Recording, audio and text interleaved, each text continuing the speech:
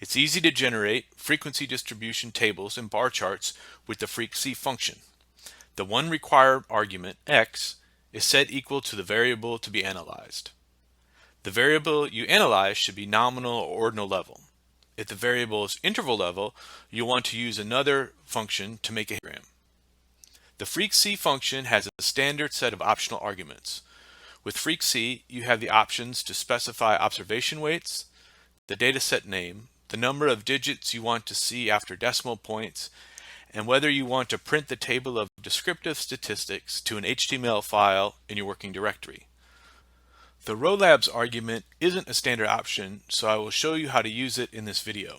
The freqC function generates a bar plot which you can customize using the main xlab, ylab, and bar.call arguments. By default, freqC will generate a bar plot, but you can suppress it by setting the plot argument to false. To see how to use the freqC function, let's work through some examples. Let me show you how to use our freqC function, freqC function for short. I've got a new RStudio session here, and I've already installed the RCPA3 package, and I want to start by using the library command to load it in so the functions and data sets will be accessible to me. For the documentation file on the freqC function, you can run the command help freqC, and it'll call up the documentation file, which will give you the usage statement and a list of the function arguments, some examples that you can run. That's helpful, I think, when using the function for the first time or for the 100th time. And I'll keep that on the screen as I'm demonstrating. So to use the freqC function in its kind of simplest form, you would type the name, lowercase freq, uppercase C, parentheses, and in parentheses there is one required argument, x. It's the first argument, so I could omit the keyword x for the argument, but it may be a little easier to understand what's happening if I leave it in, so I will leave it in. And the x is set equal to the name of the variable that you want to describe. So I pick a variable more or less at random here. I will say allow refugees and give it a run, and I will get a frequency distribution table along with a bar chart. And here I see the table, frequency distribution of NES allow refugees, favor or oppose allowing refugees to come to the United States. I see that it has 7 distinct values, and they're ordered from favor a great deal to oppose a great deal, and I get a report of the count or frequency, the percentage of each value, and the cumulative percentage of the values, which should reach 100. I get a warning here that the text labels for the bars is long. Consider using the row labs argument to abbreviate. I'll come back to that with our optional arguments, but I'm going to hit return to see the plot, and I get it in my plot window here, a bar chart showing the percentage of respondents who favor a great deal, to neutral, to oppose a great deal, the admission of refugees to the United States. So I get that distribution both in table form in the frequency distribution table, as well as in a visual form in a plot in the bar plot.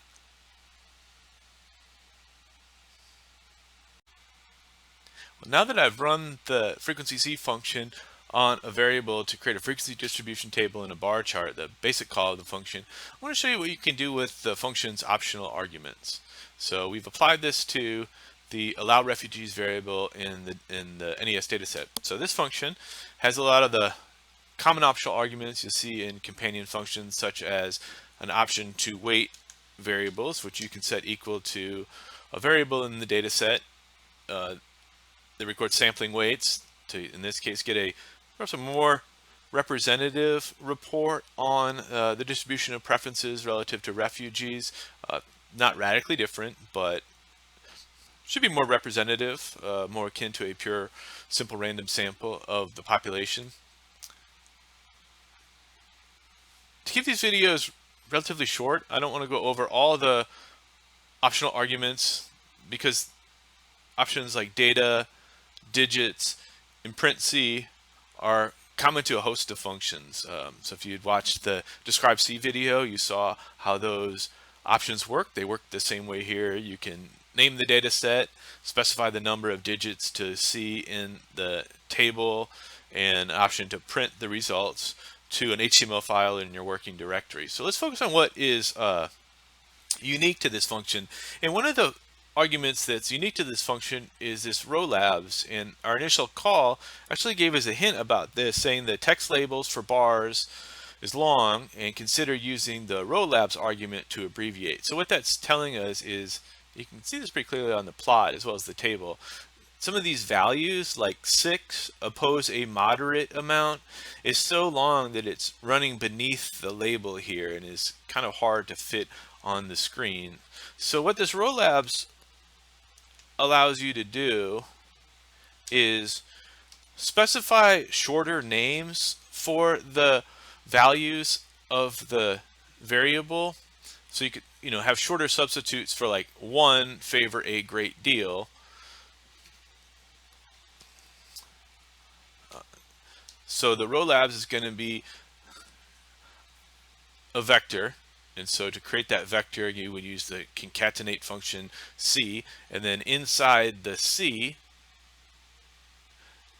inside the parentheses, you're going to list the new names or the shorter names for the values of the variable. And it has 7 different values, and I can shorten these and say, so rather than favor a great deal, I might say favor great deal.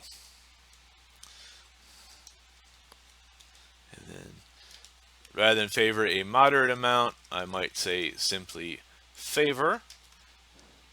And then rather than favor a little, I will say favor slightly. And then rather than for neither neutral, favor, nor oppose, I might just say neutral. And then I need to finish it with 3 arguments, three values for the oppose categories. And I want to make it kind of symmetrical here. So rather than say favor slightly, I will say oppose slightly. And work to the other side. The next value is simply oppose, and then it ends with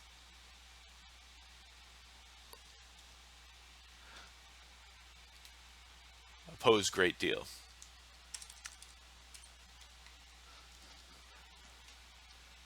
Let's give a run and see if we did that right. So we get a new frequency distribution. It's still telling us that the row labels are long, even though we shortened them. Yeah, so you can see that our new frequency distribution table has these new value labels, which are so much shorter and more reasonable. We could probably shorten it even further. Favor a lot. Let's see. Shorten it maybe to favor some, oppose some, and oppose a lot.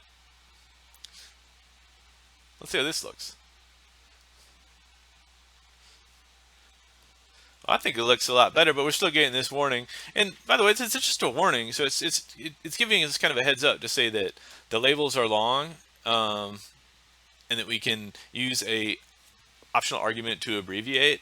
And then, in that case, we just use our judgment. We've got our plot over here, and we can look at the value labels. I think they look fairly concise to me, and it doesn't interfere with the x-axis label here. So, we've got advice, but we can choose to ignore that advice, or we could manipulate our row labels further, perhaps. But I think I like the way that looks now.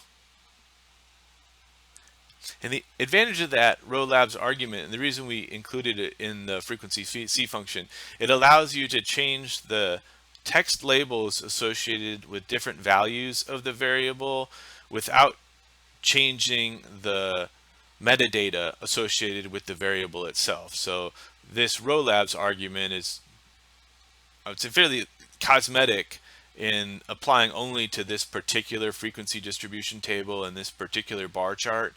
If later in the analysis we were to do further analysis of this NES allow refugees variable, the initial labels we saw are not disturbed, and so the original data is still intact and unchanged. It's only changed at the level that we want to, in this application, modify the row labels.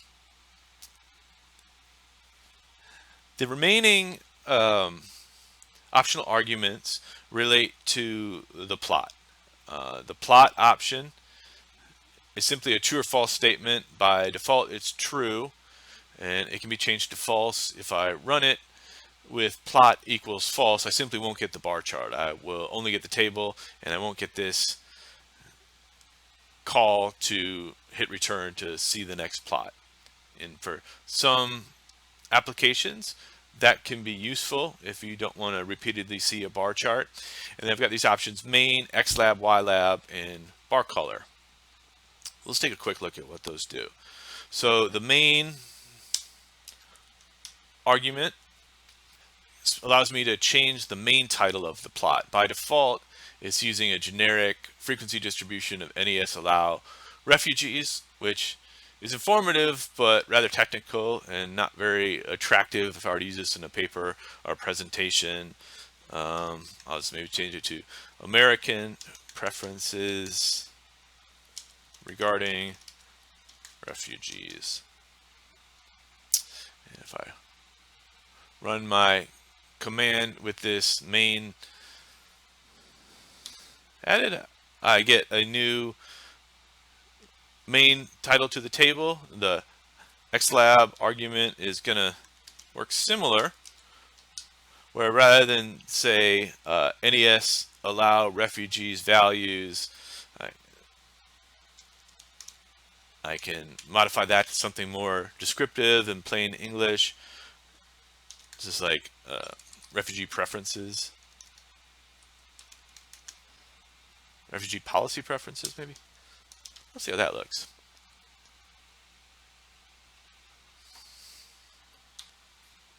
Okay, so I've got refugee policy preferences. ylab, it says percentage, which is a concise, clear, descriptive label. No real reason to change that other than just to demonstrate what this does. So if I could add a comma, say ylab equals, and in quotes, I'll just say percentage of respondents,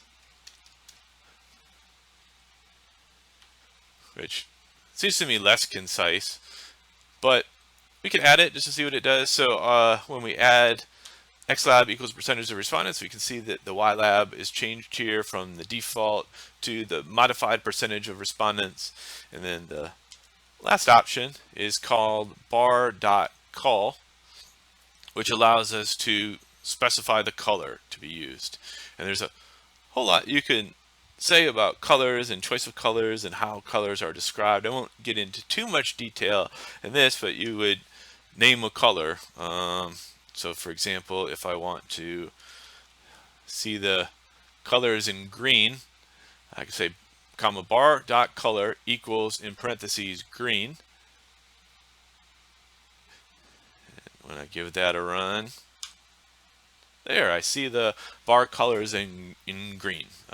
Probably in a paper or presentation wouldn't show them in green. I'd probably do something more plain and academic, like a light gray color, but I'm just demonstrating it to you that you can use this bar color option to change the colors of the bars on a bar chart.